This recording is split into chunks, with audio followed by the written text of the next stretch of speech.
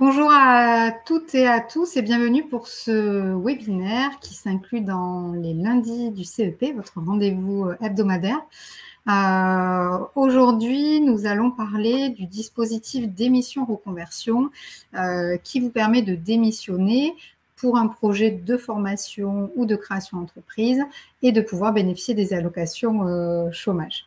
Donc, ce webinaire va durer 1 heure environ. Il est enregistré, donc vous pourrez revoir le replay si vous le souhaitez. Vous pouvez également poser vos questions. Vous avez un onglet questions qui est juste à côté du chat. Donc, n'hésitez pas, si vous avez des questionnements tout au long de la présentation, posez votre question et je prendrai le temps d'y répondre. Donc, je me présente, je suis Marie Delon. Je suis directrice de projet conseil en évolution professionnelle sur la région Occitanie. Alors, je vous rassure, je vais vous parler du dispositif qui vous permet de démissionner, mais quelle que soit votre région, il n'y aura pas un zoom particulier sur ma région Occitanie. En tout cas, au programme ce matin, c'est un rappel du cadre légal du dispositif, c'est-à-dire quelles sont les conditions notamment qu'il vous faut respecter pour pouvoir en bénéficier, quelles sont les différentes étapes. Et ensuite, on verra ensemble quelques exemples de projets, quelques exemples en fait de parcours de personnes qui ont pu mobiliser ce dispositif-là pour mettre en œuvre leur projet professionnel. Donc, si on prend le contexte, aujourd'hui, une démission, on va dire classique, ne vous permet pas de bénéficier des allocations chômage puisque Pôle emploi considère que vous n'avez pas été privé involontairement d'emploi. Donc aujourd'hui, quand vous démissionnez de façon classique, vous ne touchez pas les allocations, tout simplement. Ou en tout cas, vous avez un délai de carence d'au moins 4 mois et puis ensuite, vous pouvez refaire une demande.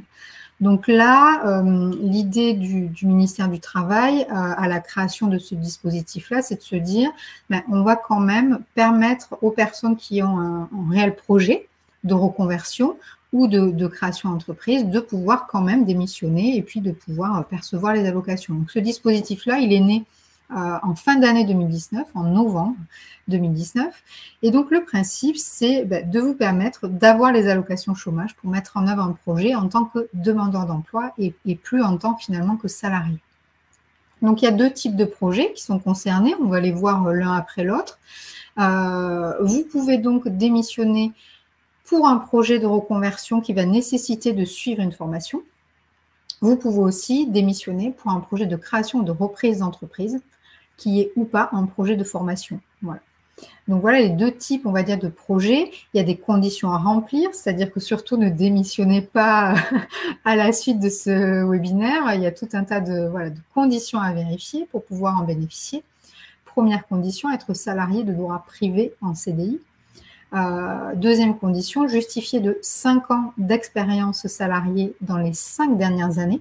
Donc, plus précisément, on va vous demander d'avoir travaillé 1300 jours dans les 5 dernières années. Donc, ça, on va y revenir sur cette condition-là. Troisième condition, avoir bénéficié d'un conseil en évolution professionnelle avant de démissionner. Donc là, le conseil en évolution professionnelle, on en reparlera aussi. C'est le service que je représente aujourd'hui. C'est un service public qui permet d'accompagner tous les actifs dans leur projet d'évolution professionnelle. Donc ça, on y reviendra. Et enfin, le dernier critère, et pas des moindres, c'est avoir fait valider le caractère réel et sérieux de votre projet par la commission de l'association Transition Pro de votre région. Donc, on va revoir chacune des conditions quand on va parler des étapes tout à l'heure. Mais du coup, c'est très important de bien tout vérifier avant de démissionner parce que le risque, c'est finalement d'aller vous inscrire à Pôle emploi et que Pôle emploi vous dise malheureusement qu'il y a une des conditions qui n'est pas remplie et qu'il ne puisse pas vous ouvrir les droits au chômage tout simplement. Voilà. Donc, attention de suivre bien toutes les étapes. Donc, il y a 2 types de projets concernés, je l'ai dit tout à l'heure. D'abord, les projets de reconversion qui vont nécessiter de suivre une formation. Donc, bien souvent, quand on a un projet de reconversion, on va apprendre à exercer un métier depuis le début. Donc, ça nécessite souvent le suivi d'une formation. Donc là, attention, par contre, il faut que la formation déjà n'ait pas démarré. C'est-à-dire, il ne faut surtout pas démarrer la formation avant de démissionner. C'est vraiment une formation qui démarrera une fois que vous serez demandeur d'emploi. Voilà, donc ça, c'est très important. La formation que vous visez, elle doit vous permettre d'accéder au métier que vous visez. Et il faut aussi que cette formation-là, elle soit finalement indispensable pour exercer le métier vers lequel vous souhaitez vous reconvertir. Donc, je prends un exemple, vous voulez devenir aide-soignant. Voilà, pour exercer le métier d'aide-soignant, il y a une formation obligatoire, voilà, c'est indispensable. Donc là, c'est tout à fait, on va dire, pertinent de démissionner pour ce type de projet-là. À noter aussi que la formation n'a pas à être certifiante. Il y a beaucoup de dispositifs aujourd'hui, notamment de dispositifs comme le compte personnel de formation, le projet de transition professionnelle, où il est exigé que la formation soit officiellement certifiante, c'est-à-dire qu'elle délivre un diplôme officiellement reconnu par l'État. Là, dans le cadre du dispositif d'émission reconversion, il n'y a pas cette obligation-là. Alors, bien sûr, il faut quand même que la formation soit reconnue, qu'elle vous permette bien d'accéder au métier que vous visez. Donc, il faut quand même argumenter le choix de cette formation-là, mais le caractère certifiant n'est pas obligatoire. Ensuite, on a de l'autre côté les projets de création ou de reprise d'entreprise. Donc là aussi, il y a quelques conditions. Il ne faut pas créer son entreprise avant de démarrer l'accompagnement CEP ou même avant d'avoir démissionné, hein, c'est plus prudent. Par contre, pour ce projet de création, vous pouvez choisir n'importe quel statut fiscal. Ça peut être une micro-entreprise, ça peut être une SARL, enfin, voilà, tous les statuts finalement sont possibles.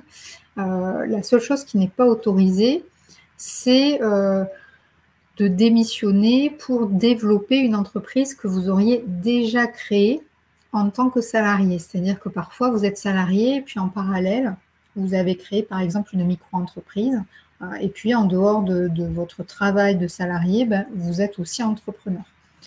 Donc là, ce dispositif-là, il ne peut pas avoir pour effet de démissionner pour venir développer l'entreprise que vous auriez déjà créée par avant. Voilà. Donc il faut vraiment que ce soit une nouvelle création d'entreprise ou une reprise d'entreprise, mais en tout cas que cela n'existe pas finalement avant la démission.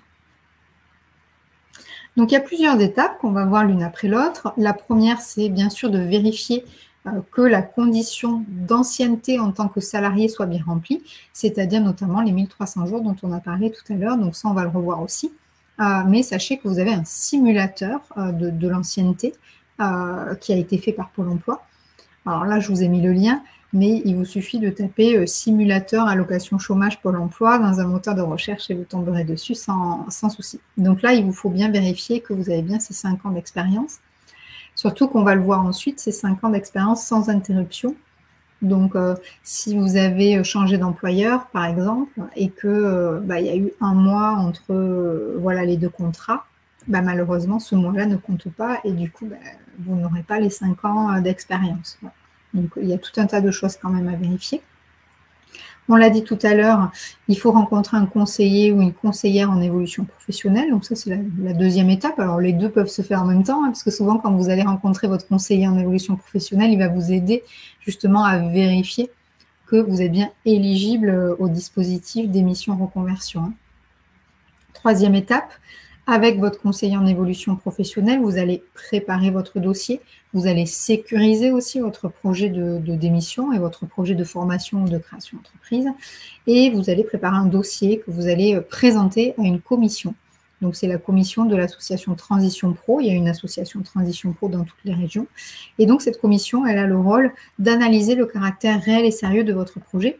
Donc là, vous voyez aussi que ce n'est pas le conseiller en évolution professionnelle qui valide ou pas votre projet. Le conseiller en évolution professionnelle vous aide à sécuriser votre projet et votre parcours et il vous aide en fait à présenter les éléments de votre projet auprès de la commission.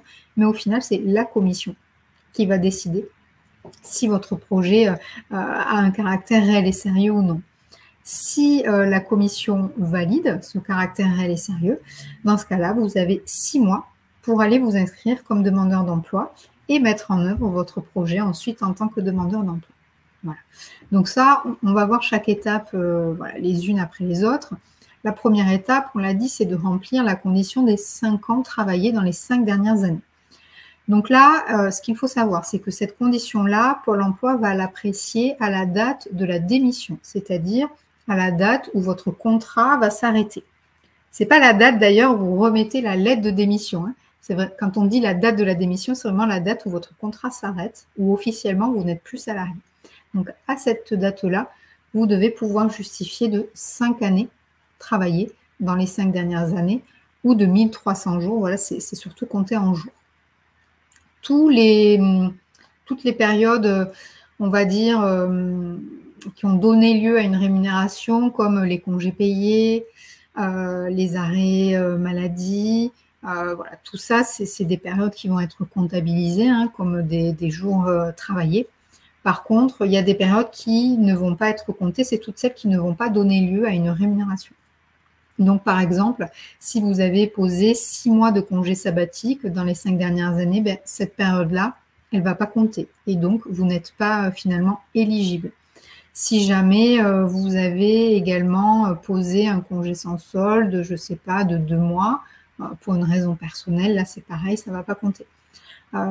Idem si vous êtes dans les situations où, on va dire à partir d'octobre, je crois, 2021, si votre contrat de travail a été suspendu parce que vous n'avez pas présenté au travail un pass sanitaire valide ou un parcours vaccinal valide et que votre contrat de travail a été suspendu sans rémunération, là aussi, ces périodes-là ne sont pas comptées. Voilà. Donc, de toute façon, et c'est pour ça que le passage par le conseil en évolution professionnelle est obligatoire. Hein. Tout ça, vous le vérifierez avec votre conseiller quand vous prendrez rendez-vous. Et puis, vous pouvez aussi tout saisir sur le simulateur de Pôle emploi. C'est vraiment fait pour ça.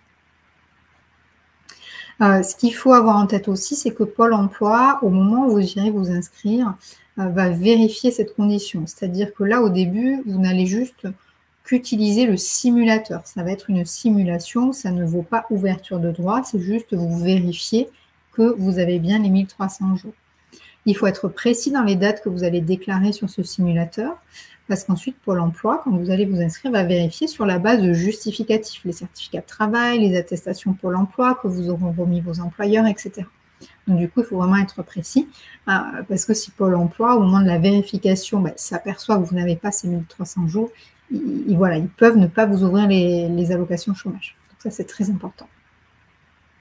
Deuxième étape, c'est de rencontrer donc un conseiller en évolution professionnelle.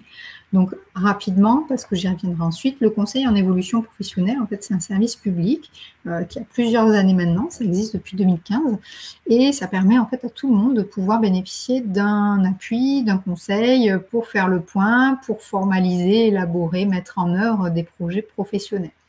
Quel que soit le projet. C'est-à-dire que là, on parle du dispositif d'émission reconversion, mais le CEP, le conseil en évolution professionnelle, ça peut être mobilisé quels que soient vos projets. Que vous souhaitiez rester dans votre entreprise, évoluer dans votre entreprise, que vous souhaitiez rechercher un employeur, vous reconvertir, etc. Voilà. Quels que soient vos projets, vous avez un service public qui peut vous accompagner. Donc, c'est gratuit, c'est personnalisé, c'est confidentiel également, c'est-à-dire que même si vous venez en dehors de votre temps de travail et que c'est votre employeur qui vous a parlé de ce service-là, par exemple, ça reste complètement confidentiel, c'est-à-dire qu'à aucun moment, il y a une transmission d'informations à votre employeur. Voilà. Il n'est jamais informé que vous êtes venu nous voir, sauf si vous l'informez, bien sûr. Donc, il y a plusieurs opérateurs, on va dire, qui sont habilités à délivrer ce service public. Donc, pour les salariés, on va dire non cadres du secteur privé, c'est le réseau EVA que je représente aujourd'hui, sachant que le réseau EVA, on intervient sur plusieurs régions en France, donc Nouvelle-Aquitaine, Occitanie, PACA, Auvergne-Rhône-Alpes, Grand Est, Bourgogne-Franche-Comté. Dans d'autres régions, ça peut être un autre opérateur, mais dans tous les cas, sur le site officiel du CEP, mon-cep.org, vous trouvez en fait qui est l'opérateur par rapport à votre situation et par rapport aussi à votre statut, si vous êtes salarié, enfin cadre ou non cadre, etc.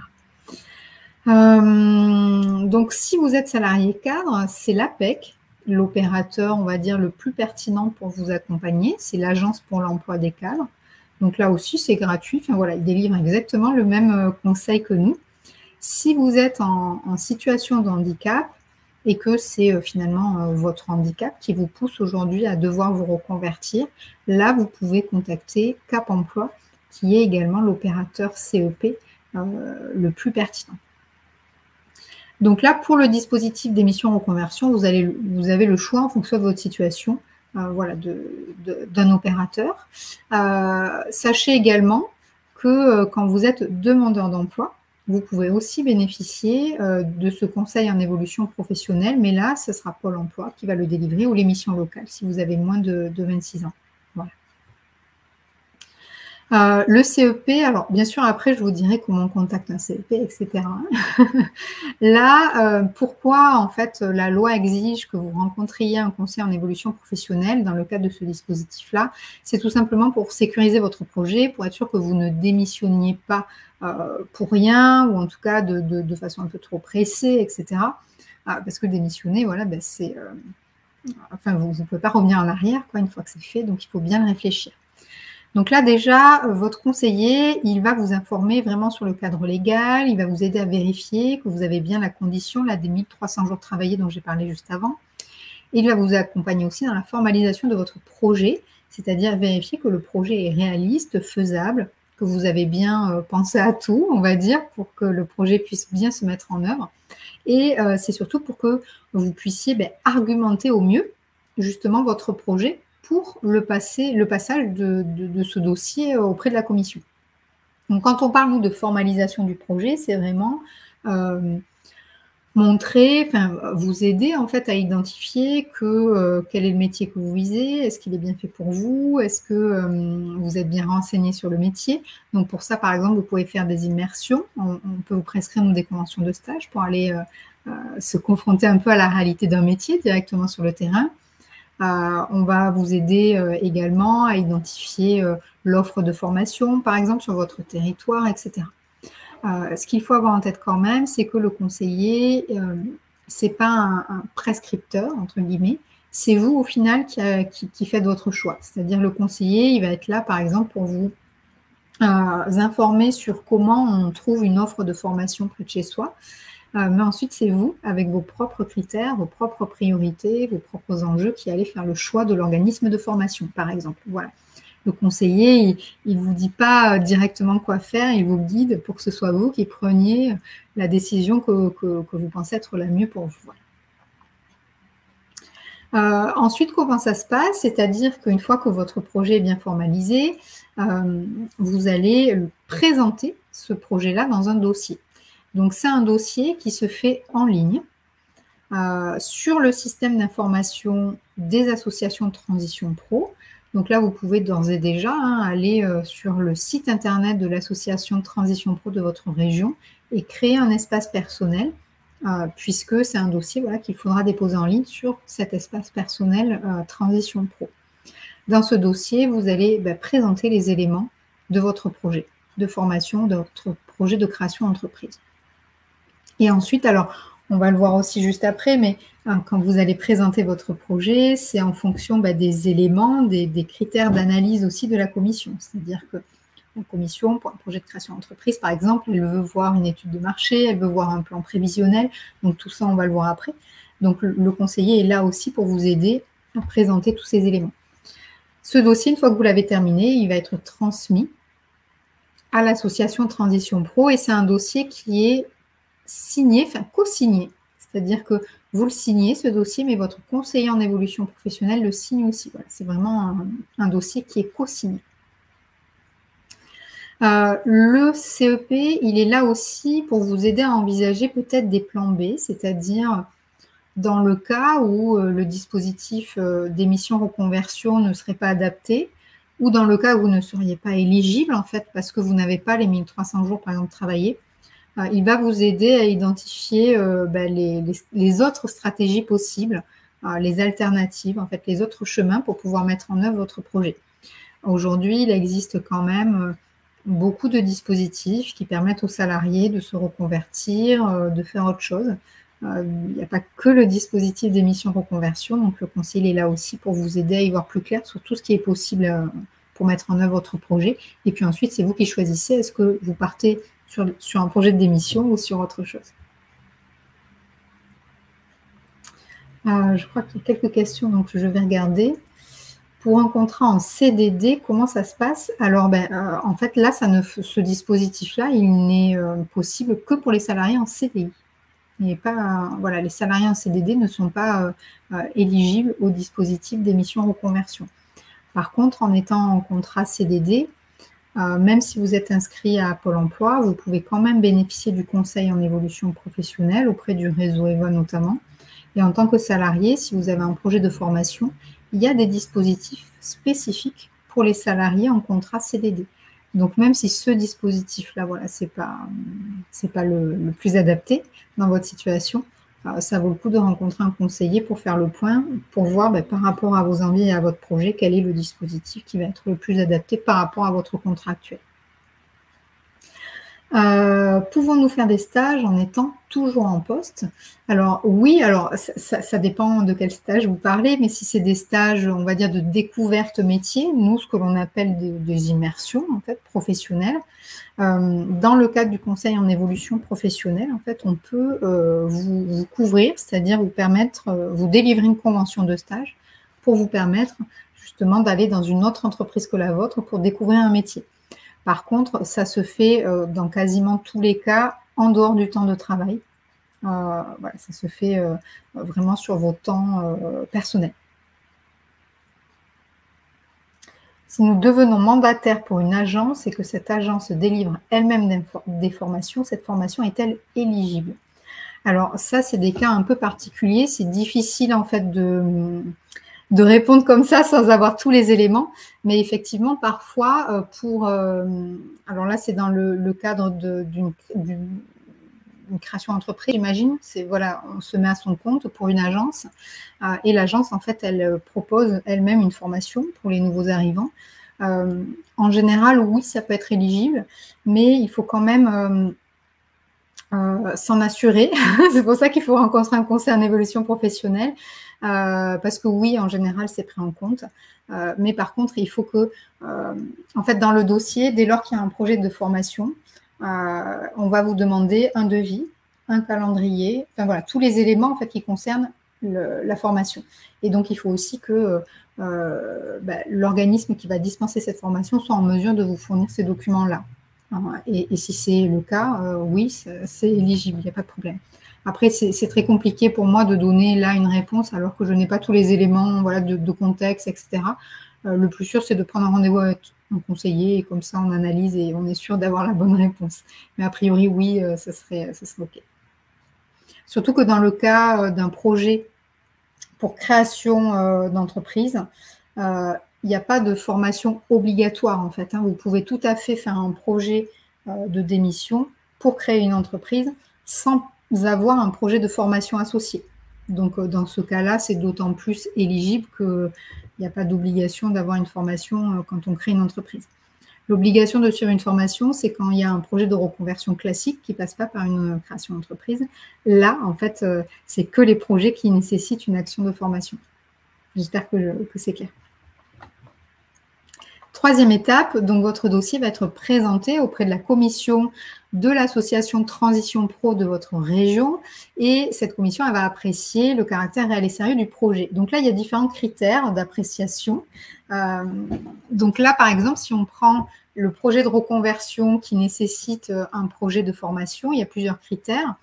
Déjà, dans le dossier, vous allez devoir témoigner, argumenter de votre réelle volonté de changer de métier, montrer aussi que vous avez pensé les différentes implications que cette reconversion pouvait avoir sur votre situation individuelle, les conditions de travail qui changent peut-être, l'impact que ça peut avoir sur votre vie familiale. Voilà, l'idée c'est de montrer à la commission que vous avez bien pris conscience de tous les tenants et aboutissants de ce changement de métier.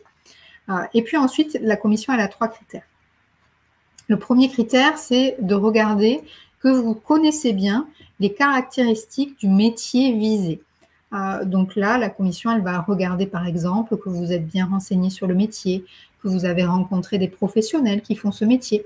Si vous avez fait une immersion, par exemple, c'est un plus parce que ça permet de montrer à la commission que vous n'êtes pas resté seulement sur une représentation du métier, mais que vous êtes allé vraiment sur le terrain voir comment ça se passe. Donc ça, c'est un premier critère. Le second, c'est la pertinence, on va dire, de la formation, la commission va regarder que la formation que vous avez choisie, elle est bien adaptée au métier que vous visez. Elle va aussi regarder surtout que vous avez identifié comment la financer.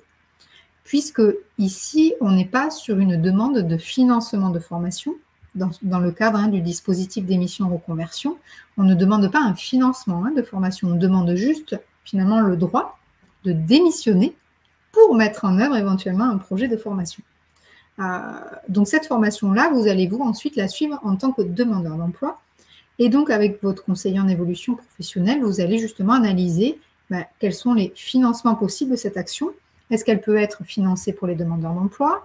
Est-ce qu'elle peut être financée avec votre compte personnel de formation, par exemple? Si ce n'est pas le cas pour les 2 premières possibilités, est-ce que vous pouvez la financer vous-même, par exemple? Voilà. Donc là, l'idée, c'est de montrer à la commission que non seulement vous avez choisi la formation, que vous savez qu'elle est adaptée pour exercer le métier que vous visez, mais qu'en plus, vous savez comment vous allez la financer. Donc ça, c'est vraiment des choses qui vont être regardées par la commission. La commission va également regarder les perspectives d'emploi à l'issue de la formation. Donc là, vous allez devoir argumenter, montrer que les perspectives d'emploi, finalement, sont bonnes à l'issue de la formation. Tout simplement parce que la commission, en fait, elle ne veut pas accorder, on va dire, un caractère réel et sérieux sur un projet où finalement la personne va démissionner, mais où elle estime que finalement ce projet ne pourra peut-être jamais se mettre en œuvre parce qu'il n'y a pas d'emploi, parce que la personne, elle n'a même pas encore choisi son organisme de formation, etc. etc. Donc tout ça, en fait, dans le dossier, il s'agit finalement de rassurer la commission pour leur montrer que votre projet tient la route, qu'il y a des perspectives d'emploi, que la formation, vous l'avez bien choisie, que le métier, vous êtes bien renseigné dessus, etc., etc. Et donc, pour tout ça, de toute façon, vous êtes accompagné par un conseiller en évolution professionnelle, donc pas de panique. Pour le projet de création ou de reprise d'entreprise, là aussi, il y a des critères. Donc, la commission va regarder que vous êtes bien renseigné sur les caractéristiques et les perspectives d'activité de votre marché. Donc, la commission va notamment regarder est-ce que le projet est viable économiquement. Donc, au regard des éléments transmis, c'est-à-dire que vous aurez transmis une étude de marché, un plan prévisionnel. Donc, ça veut dire que vous aurez déjà transmis aussi des éléments en annexe pour permettre d'argumenter que votre projet est viable. Et la commission va aussi regarder que vous avez bien justement analysé votre marché, que vous savez voilà ce que vous voulez faire, que vous avez analysé la demande, la concurrence, etc., etc. La commission va également regarder que vous avez bien identifié les besoins de financement éventuellement qui sont nécessaires. Donc, par exemple, est-ce que vous avez besoin de financement au départ pour acheter du matériel, pour louer un local, etc. Voilà, tout ça, en fait, vous allez devoir l'expliquer dans votre dossier. Et la commission va également regarder que vous êtes bien renseigné sur les moyens techniques et humains de l'entreprise. Donc, les moyens techniques, c'est, comme je disais tout à l'heure, est-ce que vous avez bien cerné tout le matériel dont vous aurez besoin, mais aussi éventuellement le recrutement de salariés, envisagé ou pas. Sachant que là, en fait, pour tous ces aspects-là, vous pouvez être aidé donc, par votre conseiller en évolution professionnelle, mais aussi par des spécialistes, c'est-à-dire que vous avez des structures qui sont spécialisées dans l'accompagnement à la création d'entreprise et qui pourront vous donner un coup de main pour tout ça. En fait, tous ces éléments-là, c'est-à-dire l'étude de marché, s'assurer que l'entreprise est viable économiquement, c'est pas que pour la commission que vous allez le faire, c'est aussi pour vous. Il faut être sûr que votre projet, finalement, il tient la route et que vous ne démissionnez pas pour rien, finalement. Voilà. Je crois qu'il y a d'autres questions. Pendant une formation, sommes-nous rémunérés par Pôle emploi? Alors ça aussi, ça dépend des situations, mais quand vous allez vous inscrire à Pôle emploi, et que pendant la formation que vous envisagez, vous êtes du coup demandeur d'emploi. En fait, il faut que Pôle emploi ait validé votre parcours de formation pour que vous puissiez avoir le maintien de vos allocations chômage pendant la formation. Donc, j'ai envie de dire que oui, dans la plupart des cas, vous êtes rémunéré par Pôle emploi, mais en fait, c'est juste le maintien de vos allocations pendant le suivi en fait, de la formation. Mais ce n'est pas systématique. Voilà, il faut quand même passer par un conseiller Pôle emploi qui valide le parcours de formation, etc. Donc, je ne dis pas un oui certain parce que, en fait, des fois, ça peut ne pas être le cas, même si la plupart du temps, c'est le cas. Ouais.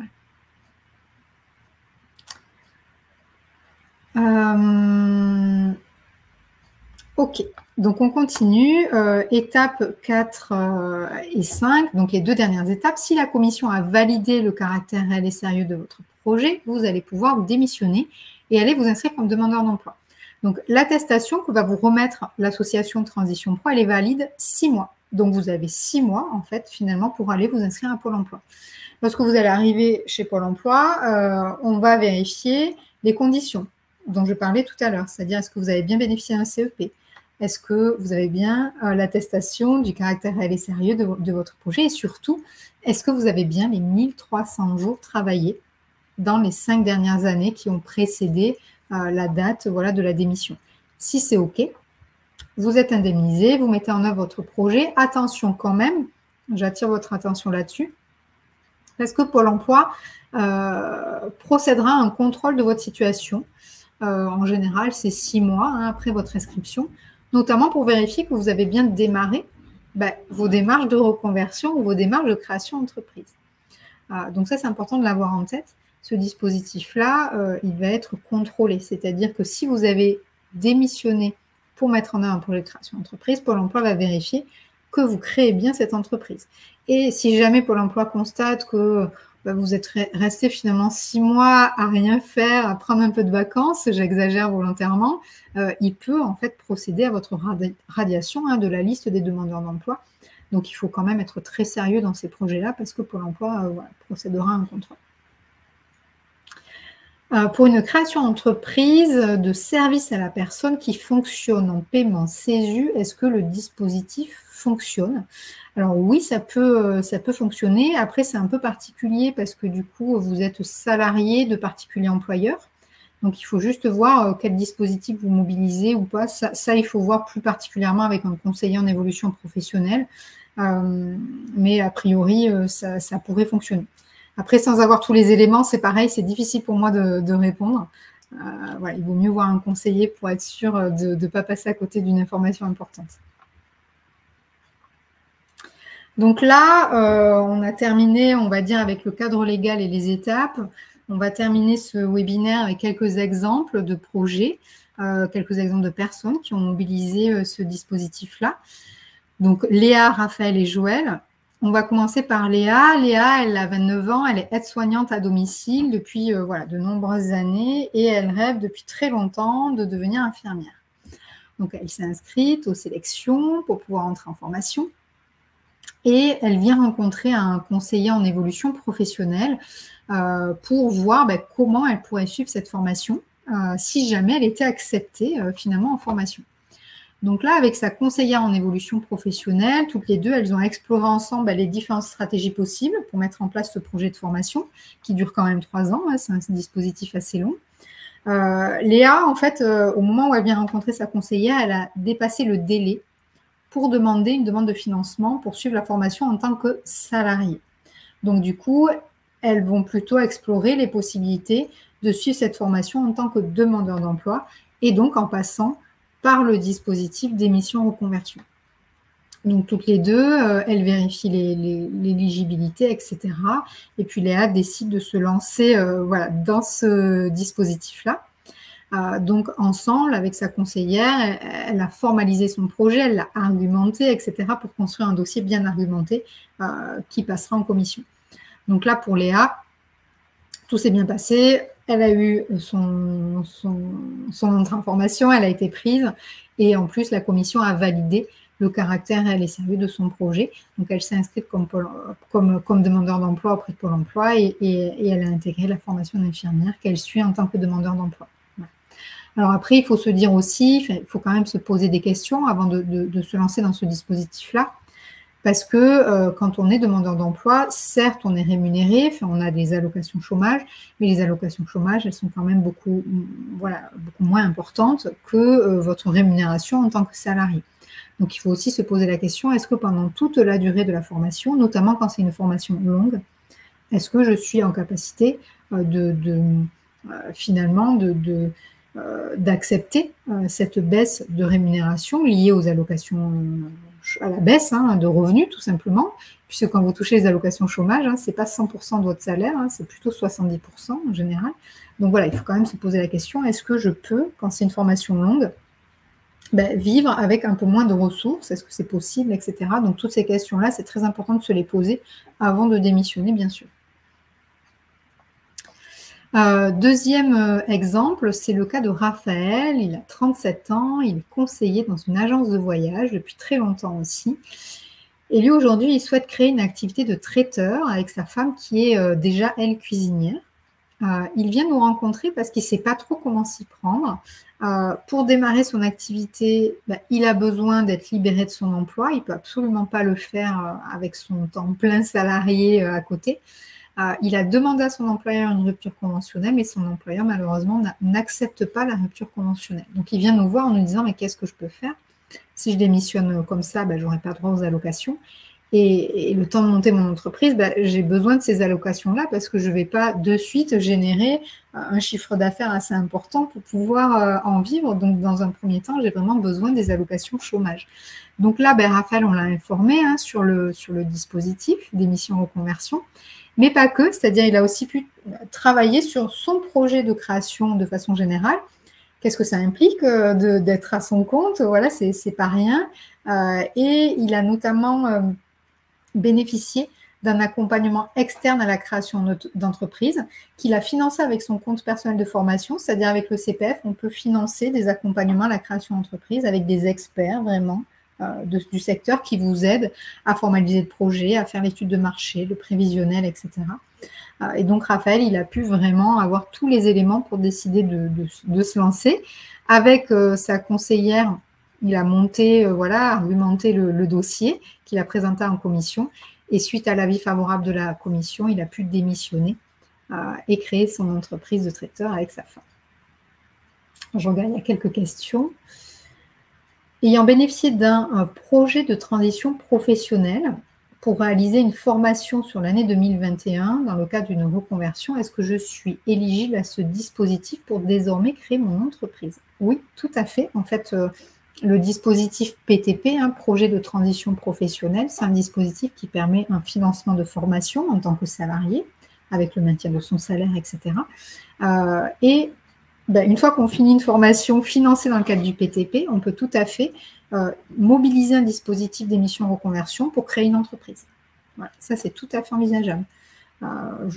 J'ai un exemple en tête, quelqu'un qui a suivi un CAP boulanger pour devenir boulanger à l'issue de sa formation, qui a été financé dans le cadre du PTP, du projet de transition professionnelle.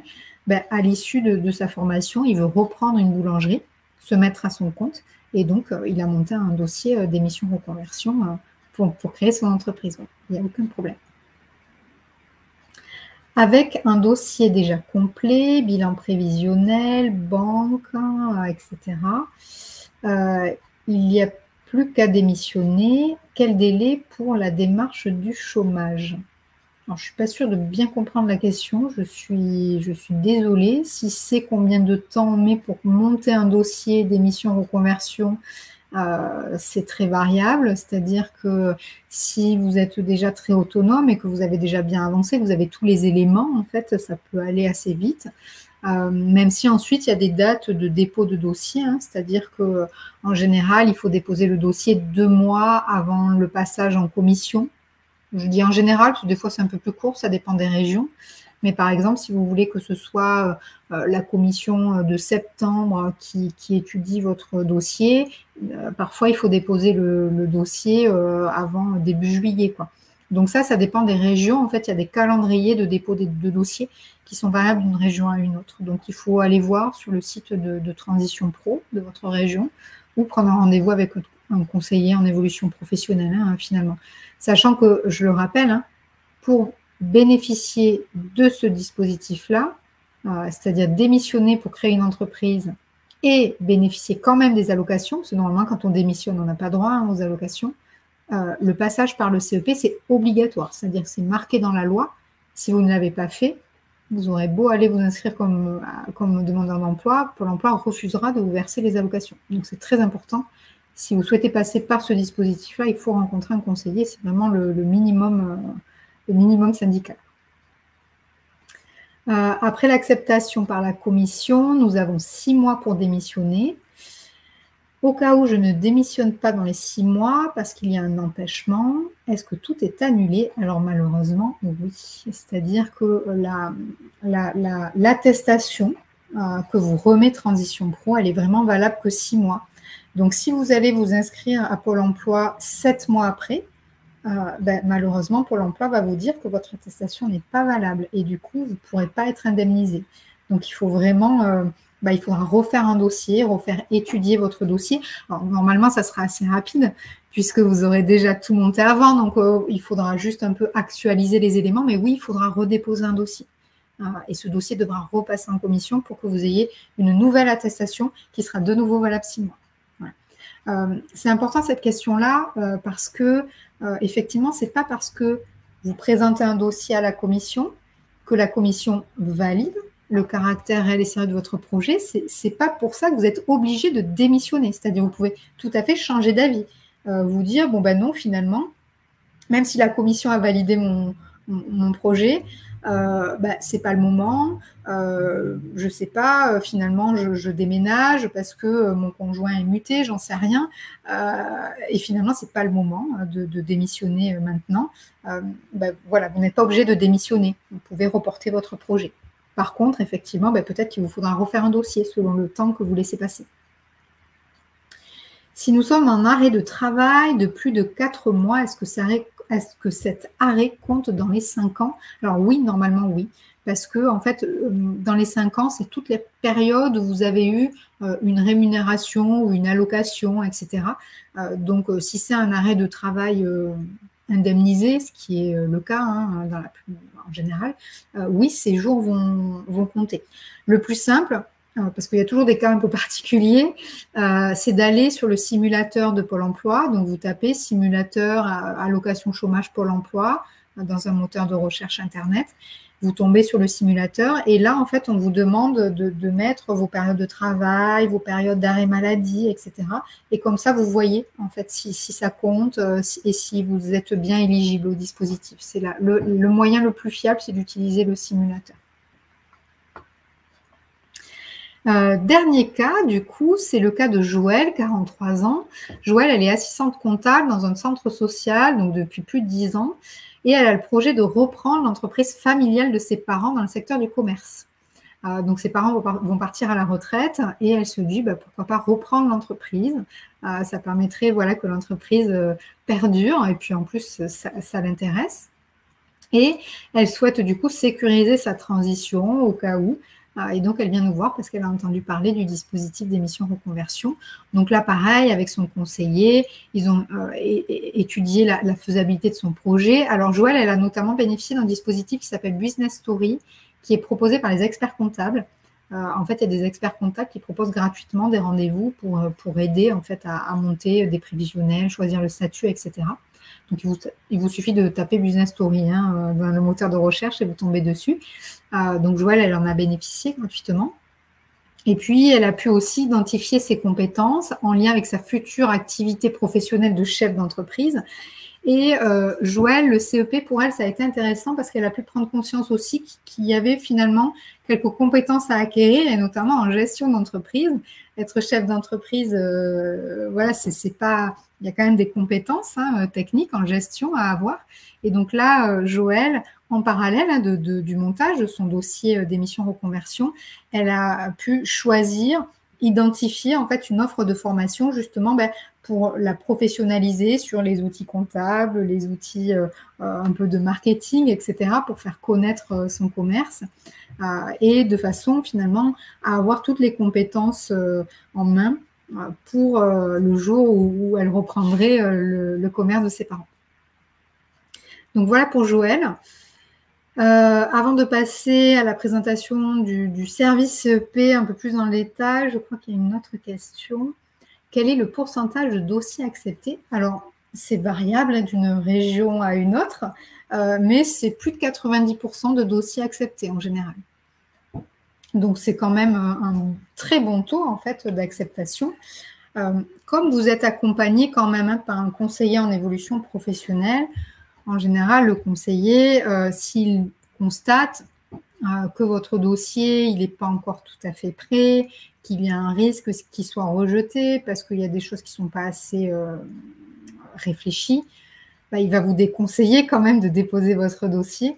Donc, dans la plupart des cas, quand les dossiers sont déposés, bah, c'est quand même des dossiers qui tiennent la route, avec des justificatifs adéquats, etc. Donc, il y a beaucoup de dossiers qui sont acceptés. Sachant que là, attention, hein, je le rappelle, ce n'est pas un accord de financement pour un projet de formation. Hein, c'est vraiment juste une validation du caractère réel et sérieux du projet qui vous permet de démissionner. Voilà. Donc là, oui, c'est variable entre 90 et 95%, je pense, d'acceptation de dossier. Sachant que si votre dossier est refusé par la commission, vous avez 2 mois pour faire un recours. Donc souvent, la commission, elle vous dit hein, qu'est-ce qui a péché dans votre dossier. Elle va vous dire, par exemple, bah, on n'identifie pas assez les perspectives d'emploi à l'issue de la formation, ou l'étude de marché n'est pas assez précise, etc. Et dans ce cas-là, en fait, vous retravaillez les éléments qui pêchent un peu dans votre dossier et vous redéposez un dossier. Voilà. Et il sera examiné à la commission d'après. Je souhaiterais m'inscrire en CAP qui dure 7 mois sans pour autant perdre mon emploi en suivant un parcours PTP. Dois-je donc attendre la fin de ce CAP avant de créer un dossier de démission reconversion? Alors, je ne suis pas sûre de bien comprendre là aussi la question. C'est vrai qu'à l'écrit, c'est difficile. Mais si votre projet, c'est de suivre un CAP, donc pour une durée de 7 mois, mais de suivre cette formation en tant que salarié finalement, sans avoir à démissionner, je pense que c'est bien ça. Dans ce cas-là, effectivement, c'est le dispositif PTP dont vous parlez, le projet de transition professionnelle, qui va être le plus adapté. Donc là, vous n'allez pas monter de dossier de démission reconversion, vous allez juste monter un dossier PTP. Par contre, une fois que vous aurez, imaginons, vous montez un dossier PTP, le financement est accordé, donc vous suivez la formation hein, en tant que salarié. À l'issue de la formation, une fois qu'elle se termine, là, vous aurez la question à vous poser de qu'est-ce que je fais? Est-ce que je reviens dans mon entreprise, ce que vous avez le droit de faire, ou est-ce que je romps mon contrat pour vraiment trouver un emploi en lien avec mon CAP, avec le CAP que vous aurez obtenu. Là, si vous avez un projet de création d'entreprise, à l'issue de votre CAP, vous monterez un dossier d'émission reconversion. C'est vraiment en fait deux dispositifs différents. Par contre, vous n'êtes pas obligé d'attendre forcément la fin de la formation pour déposer votre dossier d'émission reconversion. Vous pouvez tout à fait le faire en cours de formation pour anticiper. Parce que en fait, le dossier d'émission reconversion, déjà, il se monte en quelques mois. Hein, en général, ça ne se fait pas en 2 semaines. C'est quand même conséquent. Donc, si vous attendez la fin de votre formation, ça recule en fait l'échéance à laquelle vous pourrez démissionner. Donc, vous pouvez anticiper et aller voir un conseiller en évolution professionnelle avant même d'avoir terminé votre formation, sans problème. J'avance tant qu'il n'y a pas d'autres questions. Donc, le conseil en évolution professionnelle, j'en ai déjà parlé un petit peu tout à l'heure, ça concerne en fait tous les projets professionnels, pas que le dispositif d'émission reconversion. Si vous avez un projet comme Benoît là, de formation, donc sur un CAP, ça dure souvent plus de 6 mois, il y a des dispositifs qui permettent de suivre ces formations longues en tant que salarié, sans perdre votre salaire, etc. Donc là aussi, n'hésitez pas à aller rencontrer un conseiller en évolution professionnelle pour faire le point et puis voir ce qui est le plus adapté à votre situation. Le CEP, ça peut aussi être l'occasion de refaire votre CV, d'explorer les possibilités à l'externe, c'est-à-dire est-ce que je ne peux pas postuler dans d'autres entreprises. Ça peut aussi être l'occasion de faire le point sur son poste actuel pour suivre des petites formations, mais plutôt pour développer des compétences en lien avec son poste de travail, pour rester dans son entreprise. Voilà, ce n'est pas forcément que quand on veut quitter son entreprise, ça peut être aussi quand on veut évoluer aussi au sein de sa boîte. En tout cas, c'est dès lors que ça va toucher l'évolution professionnelle, retenez qu'il y a un service public gratuit qui existe. Donc, il y a 2 niveaux en fait de conseil. Il y a un premier niveau où on va faire une sorte de diagnostic de votre situation. On va regarder ensemble pourquoi vous venez, quels sont les éléments déclencheurs, quels sont vos besoins, etc. Et en fonction, on va vous délivrer un premier niveau d'information. Et s'il y a besoin, vous allez pouvoir bénéficier d'un second niveau de conseil qu'on appelle l'accompagnement personnalisé, où là, on va vraiment être sur l'élaboration ou le travail sur la faisabilité de votre projet. Et surtout, on va vous aider à construire un plan d'action pour le mettre en œuvre, voilà, tout simplement. Et notamment, on va pouvoir vous accompagner à monter des dossiers de financement, des dossiers d'émission reconversion, etc. Donc, comment ça se passe? Pour prendre rendez-vous avec le réseau EVA, vous avez un seul numéro, c'est le 09 72 01 02 03. Si jamais vous souhaitez prendre un rendez-vous avec l'APEC, vous allez sur le site de l'APEC directement, si vous êtes cadre par exemple. Dans tous les cas, en appelant ce numéro-là, on vous réoriente. Hein, si jamais on n'est pas le bon opérateur, en fonction de votre lieu d'habitation ou autre, on vous réorientera. Voilà. N'hésitez pas, si vous avez quelques questions, je vais rester encore connectée quelques minutes. En tout cas, merci de votre attention, merci pour votre participation, pour vos questions. Et puis, n'hésitez pas, la seule chose à retenir, c'est qu'il ne faut pas hésiter à prendre un rendez-vous avec un conseiller en évolution professionnelle, c'est gratuit, c'est un service public, profitez-en. Pour information, ce n'est pas vous en tant que salarié qui financez ce service, c'est vos employeurs. C'est-à-dire que ce sont les employeurs, grâce à la cotisation formation que toutes les entreprises du secteur privé versent chaque année. En fait, c'est une partie de cette cotisation-là qui sert à financer ce service-là pour vous, salariés. Pour ceux-là qui ont des projets de création d'entreprise ensuite, une fois que vous êtes indépendant, vous pouvez aussi en bénéficier. Voilà. Donc, c'est un service qui s'adresse vraiment à tous les actifs, quel que soit votre statut. Il y a une question, il n'y a pas de permanence à Pôle emploi pour rencontrer un conseiller en évolution professionnelle. En fait, il vous faut le demander. Souvent, en fait, votre conseiller Pôle emploi, il est conseiller en évolution professionnelle. Donc, c'est juste que Pôle emploi a une façon des fois différente de la nôtre de délivrer le service, tout simplement. C'est-à-dire que chaque opérateur délivre le conseil en évolution professionnelle, mais chacun fait un petit peu à sa propre offre de service, on va le dire comme ça. Donc, nous, le réseau EVA, on ne va pas forcément dispenser les mêmes services que Pôle emploi. Donc, si vous êtes demandeur d'emploi, il faut demander un rendez-vous avec un conseiller directement, c'est le plus simple. Voilà. Je vous souhaite à toutes et tous une bonne journée et puis n'hésitez pas à nous contacter. Au revoir.